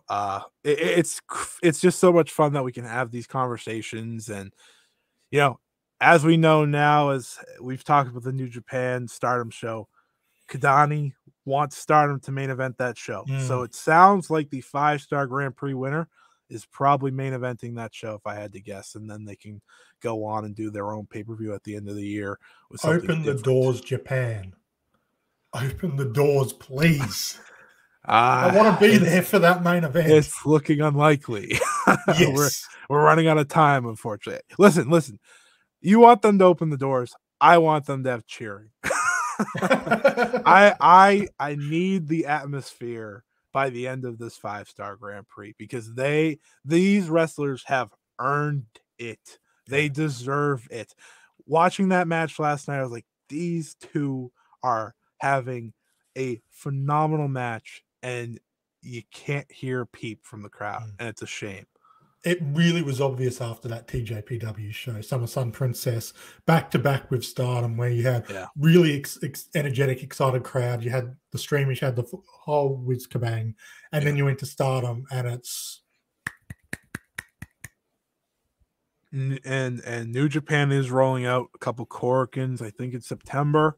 So hopefully Stardom will follow through. They haven't opened tickets for those shows yet, so there's a chance, because they do have they have a few Korakuens as well. And that'd be great if one of those final 5-star Korakuens had cheering, because it's going to be down to the wire, and those are some loaded shows. But I think that's a good hint now. We moved on from MidSummer Champions. We're going to talk a little bit about the 5-star Grand Prix here. We're not going to do like a full-on preview, but we're going to talk about the big matches we're excited for, and potential winners. So let me flash that graphic for you real quick. We love the graphic. It's a 2-night extravaganza. I'm also taking my hat off because got to get serious for this one. Yeah, I mean, my hair is probably a mess. My hair is a mess, so give me 1 second. We're going to fix that again. Never mind. We'll filibuster while he makes himself look pretty full. It's okay. If I wasn't on camera, it wouldn't matter. But all right, I'm coming back. We're good. Nothing happened. But 5-star You're just honoring Rossi by wearing a hat. Of course. Soon I'll get a Rossi hat just to really honor him. Though the headphones might not get on, so that'd be the challenge. I'd have to switch to earbuds for that. That's true.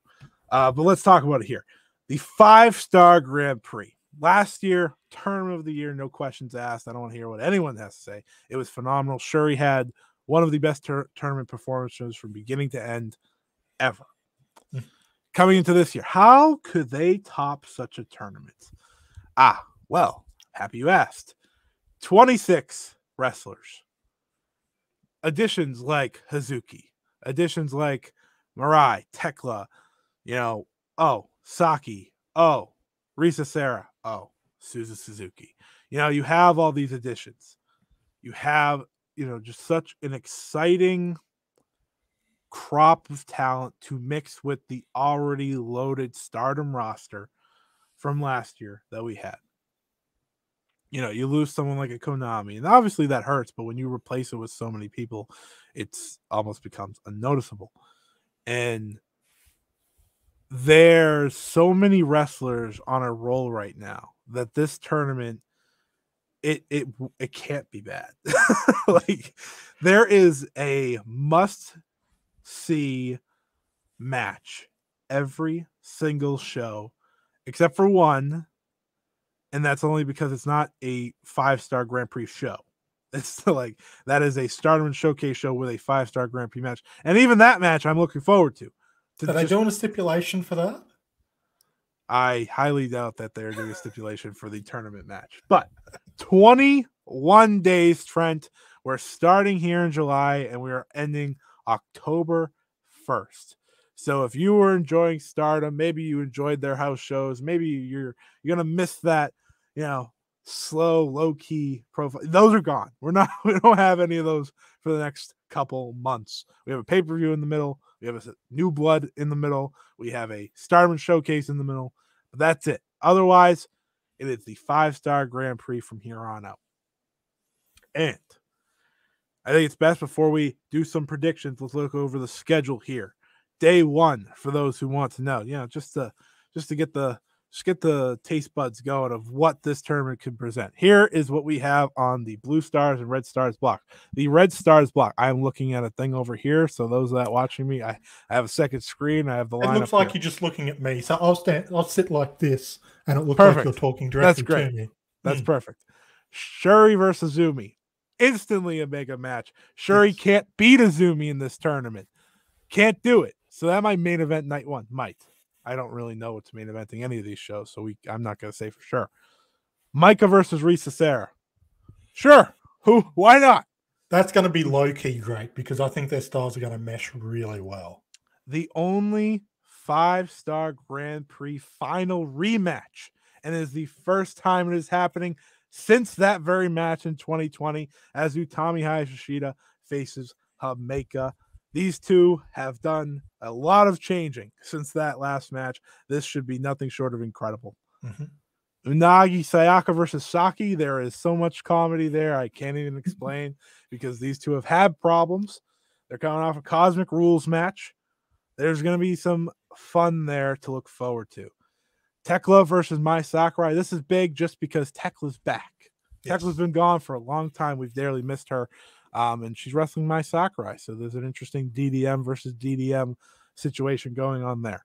On the other side, Starlight Kid versus Suzu Suzuki. Why not? The future of Joshi right there. Yeah. Azumi's on the other side, main eventing against Shuri. So, it's fine. We got all 3 on there. Yes. Ami Suray versus Sayaka. Chops, chops, chop, chop, chop, chops. Mayu Iwatani versus Mariah. Very unique battle, but a chance for Mariah to show what she's made of against the best of all time in Stardom history. Except when it comes to opening up 5-star Grand Prix. Yeah, Mayu's probably going to lose, but it's okay. Yeah. It's okay. She's won 1 out of 8. Yeah, you know, it's hard to win. And of course, the match that I'm most looking forward to on night 1, Julia versus Hazuki. Because, you know, they don't really like each other. So that should be a 15-minute all-out war. Mm. That's only night 1. Oh, and by the way, we're also having Nanae Takahashi and Kairi team up against Sayakamatani and Lady C. And a big tag. I actually legit forgot that was happening. Yeah, everyone has. It's okay. Yeah. And there's a random tag on there as well that like involves everyone else. That will just be whatever. But that's just what you're going to get from ordering that first pay-per-view. But Trent, that's not all. Let's talk about night 2 because, you know, Stardom loves this doubleheader. Last year presented to me those doubleheaders. I think it gave me 2 of my top like 15 or 20 matches of the year last year. And both of them involved Mayu Iwatani. So, shocker. It was Mayu versus Momo and Mayu versus Julia. Both of them were absolute killer. And there was, Shuri versus Micah was also on that. And Saya versus Utani. Oh, my God.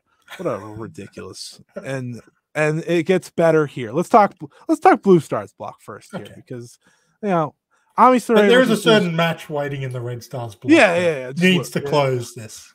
Yeah, look, I'm not really questioning the main event of this show.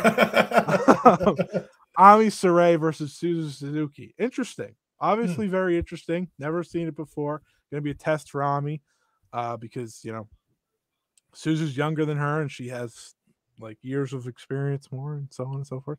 Mina Shirakawa versus Momo Watanabe. Congratulations to Momo Watanabe. She walks into the tournament probably about to kill a Cosmic Angel. So and look, or she gets upset. Where Mina has her best matches are against people like Momo Watanabe. So the rematch, Sayakamatani versus Starlight Kid, 15 minutes. Could be better, could be worse. Probably just going to be great. I'm not really worried. And Julia, you know, continues her road of rivals where she faces Mariah for the first time. Of course, those two do not like each other either because Julia has the entire block of rivals. So 2 of them right there. And Mariah literally used Julia to get in, and then it's like, yeah, bugger off, I'm joining Shuri. Quickest defection ever. Red Stars block action, Trent. Yes. We have a Catch the Wave rematch as we have Recessera versus Saki on night 2. There's a very good chance Recessera be coming out of these 2 days with 4 points, or I'm sure she gets some points. I think Recessera is going to finish very high in her block as she will be facing Shuri on the final night, which we'll get to in a second. Koguma versus Tekla. That's a fun one. Fun high speed action. Tam Nakano versus to be a bit fun as well. So yes, I'm just happy Tekla's back. It's been a long time. It felt like she was going to be coming back, and then she's not. And I'm not sure how much of this is we're close enough to 5-star. Just take it off. I'm sure that's what it is now. Yeah. Tam Nakano versus Hameka. You know, let's just toss that one on there for you. And Shuri versus Utami Hayashishita. You know, no say that again. Shuri versus Utami Hayashishita. Yes, the rematch of what many call the greatest Stardom match of all time. The match that puts Stardom on the map for those who weren't paying attention. Seeing them wrestle in a 15-minute match will be very interesting, but I'm never going to doubt those two. So those are your first 2 nights of action. It's just bubbling, waiting to happen. And you know what's crazy? What's crazy, Scott? Tell me what's crazy. There's better nights than those. Oh boy. We have a lot of shows here. Before we talk, actually, let me get to the final night. We'll talk final night. Then we'll talk about some matches we're really looking forward to from the entire lineup that aren't as clear because I know what the most highly anticipated match is. It's on the final day. So let's talk about it.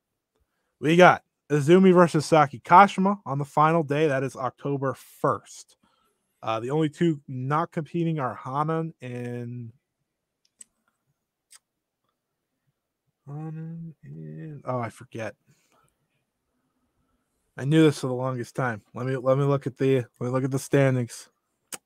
My Sakurai. Yeah, so that wasn't exactly. Neither of them were exactly going to be challenging for the top. I'm sorry, everybody. They could do a future Stardom title match between those two if they wanted to, because everyone else is competing besides the rookies. If they wanted to, just saying. Unagi Sayaka versus Tekla. That's just very interesting. That'll be a fun match. Yeah. Tam Nakano versus Saki. Colors versus Cosmic Angels there. That should be a big one. Should be very important too. Yes. On that final night, I'm sure Tam will be in contention. For the first time ever, Micah versus Hameka. Believe it or not, the first time ever. I think both of them could be. I think both of them will be in contention as well heading into this final night. I can see a draw to eliminate them both potentially, but that's going to be great. Yes. Utami Shishita versus Koguma. Just reads spoiler. Right now. Like it should just have a beeping sign that says spoiler on it. And then Shuri versus Recessera in a rematch from their title match. Of course, I think that title match went 15 minutes or so. So I'm expecting a different 15 minutes here, but you say that now, but who knows by then?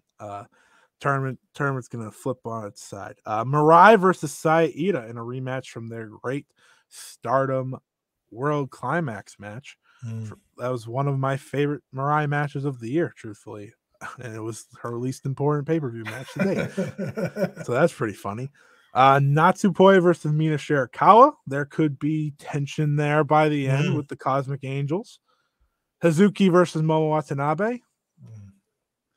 Come on, man, let's go. Oh, that could be a very important match for either one of them by then. Yeah, it's a long-term bubbling rivalry there that is now going to most likely have connotations on whether someone can advance or not, which is just extra spicy. Yeah. Sayakamatani versus Ami Suray. Very interesting spot here for Ami Suray. Could be a big upset spot, obviously.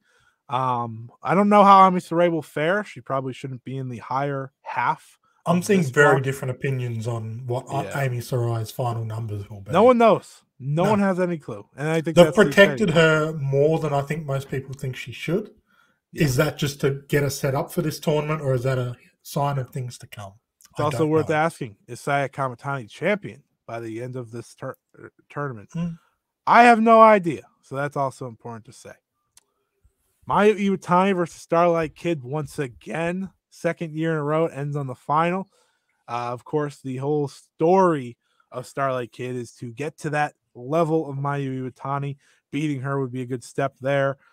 I don't think she should. I think, if anything, this should go to a draw, kind of continue that story, but still, have Mayu be like, you still didn't do it. Kind of do what they did with Tam, where it's like, you're on my level, but you're not above me now. Yeah. You still have yet to have that title reign as well. And of course, most highly anticipated match of the entire tournament, a tournament that involves a Shuri versus Utami rematch, Utami versus Hameka for the first time in 2 years. Momo versus Julia for the first time ever. Well, that isn't Cinderella, because come on now, that match was 4 minutes. It doesn't count. Hazuki versus Julia, a match that they've teased. Pretty much Julia versus all of her enemies. Mayu versus everyone is always fun. Tam versus Utami. Tam versus Shuri. Micah versus Shuri. Micah versus Utami. Like, this is my point here. Julia versus Suzuki will close out the night. Oh, my God. What a tournament. What a tournament. And I just read the bookends of the tournament. We kind of hinted at all the stuff that's in between those. So Trent, there's a lot of matches to be excited about here. There's a lot of wrestlers to be excited about here. So we're going to keep it simple. We're going to keep it to 2 matches that aren't on the beginning 2 nights or the final night you're most excited for. So 2 matches. You got to limit to 2. That's difficult. You know what?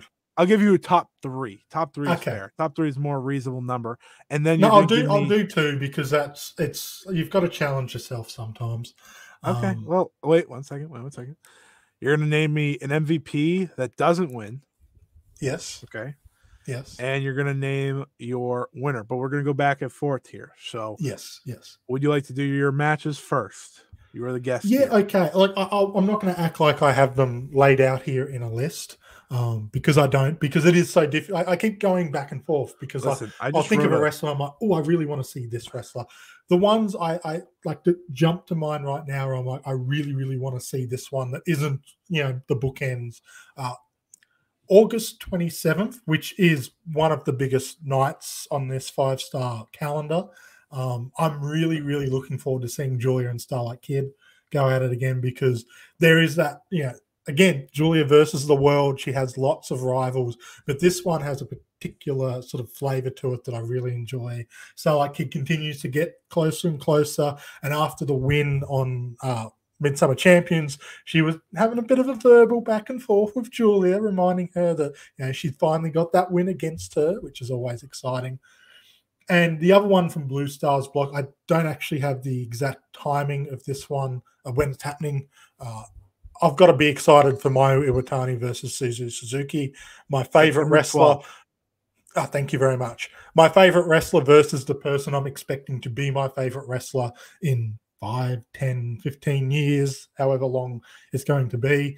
That's going to be a match for kind of the history books, I think, as much as anything.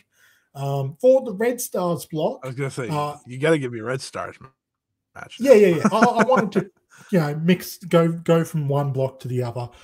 This one, look, I'm just going to be honest, it's biased. Himeka versus Azumi. I love the speed versus strength dynamic. Both of them play really well into the other side of things with that. So I'm looking forward to that one. And we've seen it before, but it's always fantastic. Utami Shishita versus Azumi. That's the other one from Red Stars I'm really looking forward to.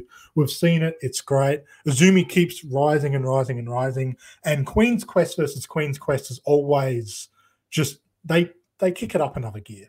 They train with each other super hard for long periods of time, and they just love going out there and just killing each other in the middle of the ring. So they're the ones right now as of July 25th at 2:54 p.m. Australian Eastern Standard Time that I'm naming as my most excited non-bookend matches.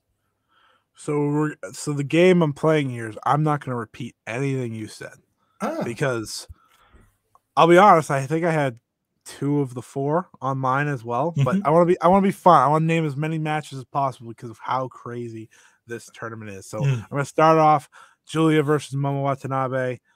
It's very much it's very on brand for me. If you have followed me for any amount of time, this is the match I've been wanting for a very long time, and they took it away from me last year.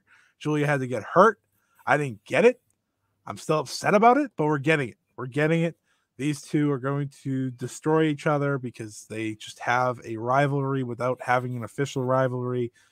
That's one from the Blue Stars block. And then, so many matches to pick from here. You picked Mayu versus Suzu. That was instantly, same kind of feeling here. You know what? I will go with, instead of going with the rematch of Mayu versus Momo from last year, which is, that's just my personal favorite matchup. They're my 2 favorite wrestlers. I'm going to say the exciting matchup of Sayakamatani versus Suzu Suzuki. We're talking Wrestler of the Year contenders here, Trent. Yes. We're talking someone that I watched, Suzu Suzuki. I watched her already be the MVP of a tournament. I watched her go into the finals, beat Miyuki Takase, win a big belt. I've watched Sayakamatani. We talked about it earlier. She is as much of a Wrestler of the Year contender as anyone in professional wrestling. Those two are going to do something special when they wrestle. I don't know the date for it. I didn't really look for it. I just said it. The other match off the top of my head, if anyone wanted an honorable mention, was Suzuki versus Hazuki because they just have that same fire.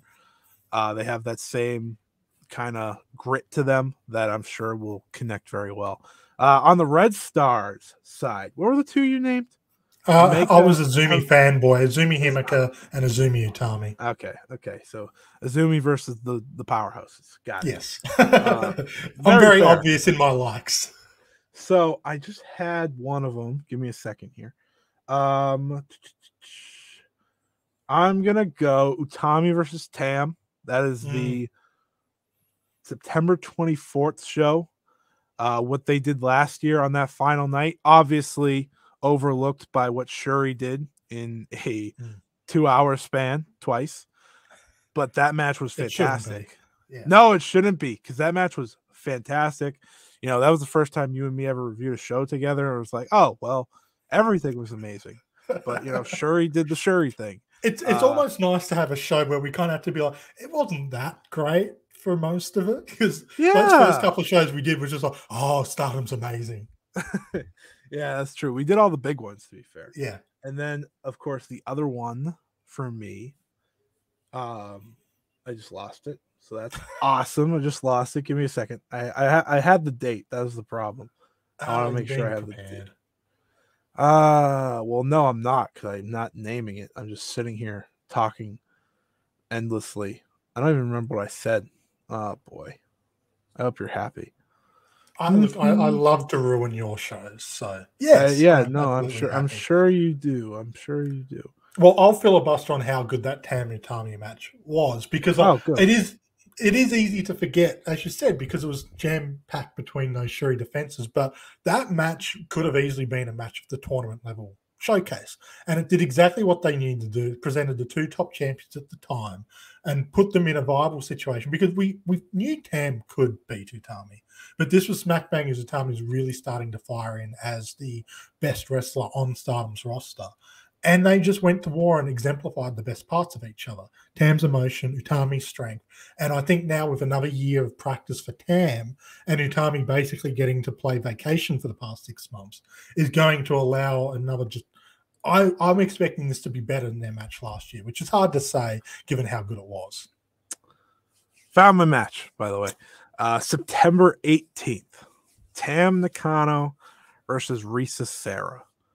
So you've gone the double Tam, I've gone the double Zumi. I didn't even mean to go the double Tam, but I was actually going to go double Utami, and I was going to do Utami and Recessera. But there's something about the styles of Recessera and Tam Nakano clashing that really excites me. Because, you know, one's just as violent as can be, one's that, you know, emotional storyteller who can become violent. I'm sure they'll have a fantastic match, and truthfully we could name a match per night that we're excited for. Absolutely. That's how great this tournament is. But I'll kick it back to you. MVP can't be the winner, because obviously last year's MVP was Shuri. It's actually unfair because I remember early in the tournament people were like, oh, Micah's doing great, and I know some people were like, oh, Micah was the MVP of the tournament. I was like, did you even watch what I watched? Like, Shuri literally had like 4-star after 4.5, after 4.25, after like she just did something that I've never seen out of someone in a tournament. Micah spent half that tournament quite badly hurt as well. Yeah. Her match against Tam Nakano was a classic. She shouldn't be wrestling, but they're booked for a match, and we're going to make it as least painful as her as possible. But yeah, that was rough. So most MVP, this is a hard one to answer, just purely because the person I go to isn't so much because I expect her to have amazing matches night in, night out, although she will.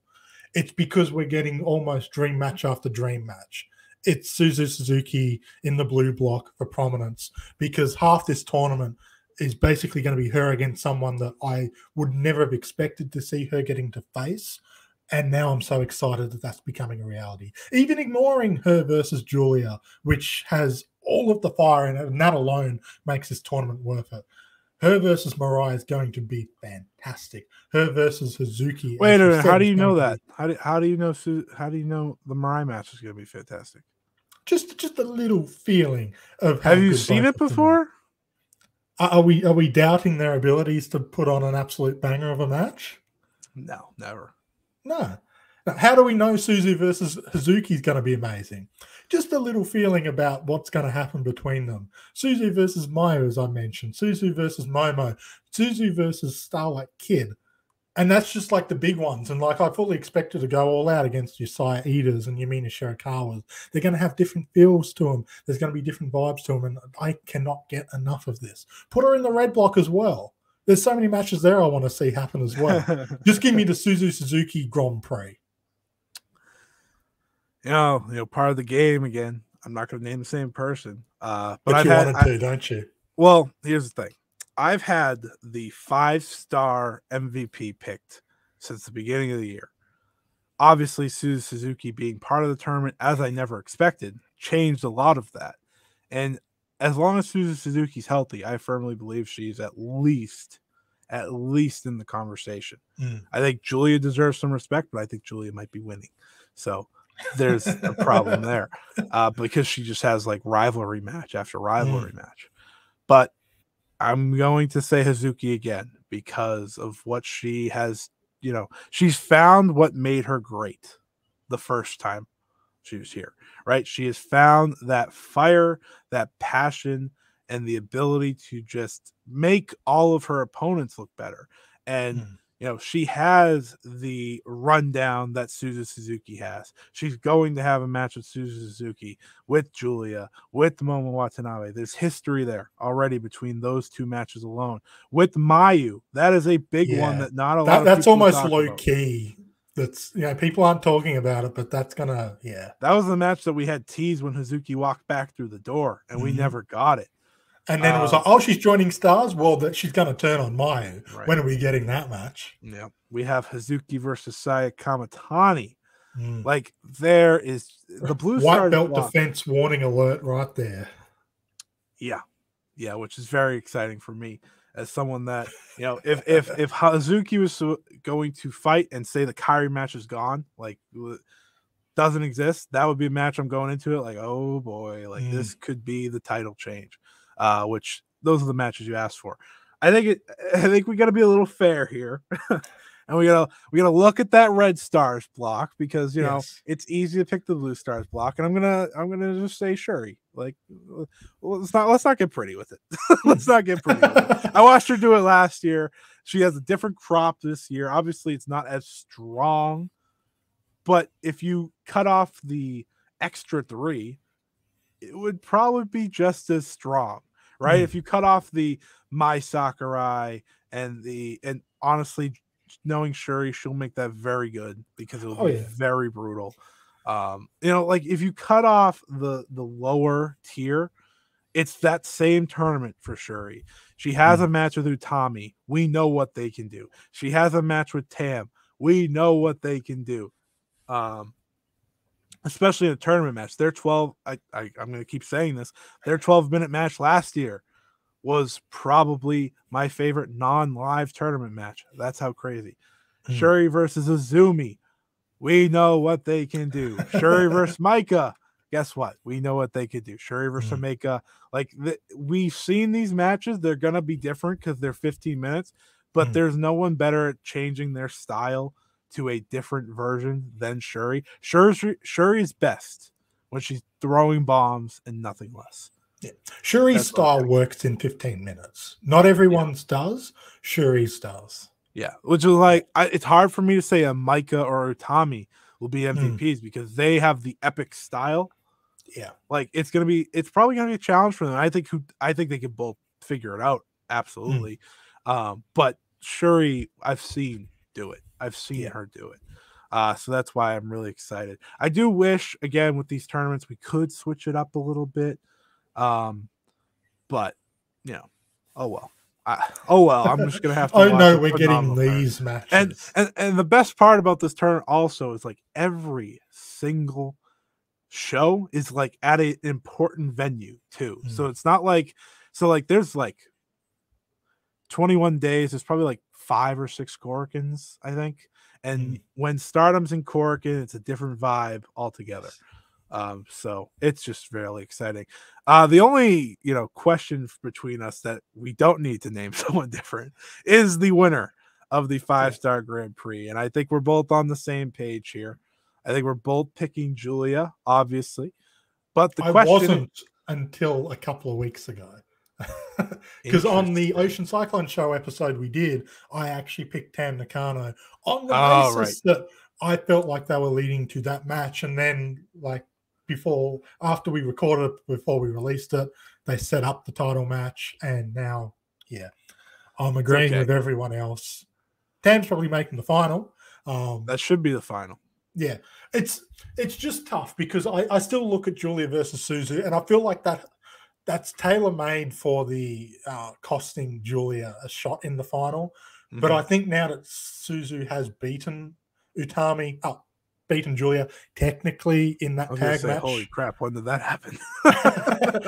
You didn't catch that match? How did I miss that one? It's actually when you switched off during Cosmic Rules, they went psych, and it was Suzu wow, that's Utami, yeah. Interesting, because Utami couldn't make the show, so that's even more it was all a psych out just to make you miss that match. No, sure. Yeah, look, Julia Suzu feels like it's going to be the psych out match, but like generally these tournaments, when there's someone that makes sense to win, they make sense to win. Yeah. And it's really hard to point to anyone else that makes more sense than Julia. Mm-hmm. Yeah, it's hard to pick anyone else. I guess the game we could play here is, and you and me kind of already alluded to it, we both expect Tam to be that finalist. If it's not Tam, I kind of want to say it can't be Utami. It can't, because Julia versus Utami is the biggest match that company has outside of Io Shirai walking through the door and challenging Utami to a match. Yeah. It's just the truth. I don't even think Utami versus Kairi is bigger than Julia versus Utami. And that is saying something, because Kairi is Kairi, obviously. But that is the biggest match they have. That feels like a match that you possibly do at the year-end show. That's Ryogoku minimum now. Yeah, which I think the year-end show will probably be Ryogoku. Obviously, they haven't announced it yet, but with the Stardom main eventing that New Japan show, it feels like title switch there, and then you could do Julia Utami to just pack Ryogoku as much as you possibly can. But that's the 5-star Grand Prix in a nutshell. Obviously, it's a lot bigger than what we just talked about for what probably ended up being longer than I intended. But it's okay, because we'll do this in under an hour and a half, he said. Listen, they announced the participants for this tournament in May. Since that moment, this is all I've been caring about in wrestling. And we are finally going to start it. And it's going to be fantastic. Those first 2 nights have a chance to be, we were talking about it all night, they could be Stardom's best matches of not best matches, best shows to this point. And then there's always that final day, which obviously is the leader for show of the year before it even happens. And I firmly believe with the matches they have set for that night, it has a chance to be exactly that. But this was the Joshi Dream Cast episode 5. If you want to follow Trent on Twitter, there it is, right there at OneUpCulture. I was gonna do them through the show, but I thought it was better just to go instead of popping these up the whole time. But if you want to follow him, go follow him there. And of course, you can follow me at Scott E Wrestling on Twitter to see all the things. If you're hearing this, I had a big interview come out on Tuesday for Fightful.com, the biggest yet. But I've had a couple if you want to go look at those. So you just go find my author page. I'm not going to say it because I don't want to spoil it to Trent here, but you know what it is by now if you're listening. It was really exciting to do, and I'm really looking forward to hearing what everyone says. So hopefully you enjoyed this episode, of course, because this was another big one. Stardom's coming back. The next time I come back, I don't know what we're going to talk about yet, because there's just, there's a lot of moving parts here in the world of Joshi. Gonna go back in history a little bit sooner rather than later as well. Maybe dip into some old Stardom for those that are trying to get into Stardom, want to know more about the history, but we'll see when we get there, because there's a long tournament about to happen. I don't know how much I could talk about every little event that happens. So until next time, everybody, for Trent, I'm Scott. Have a good one.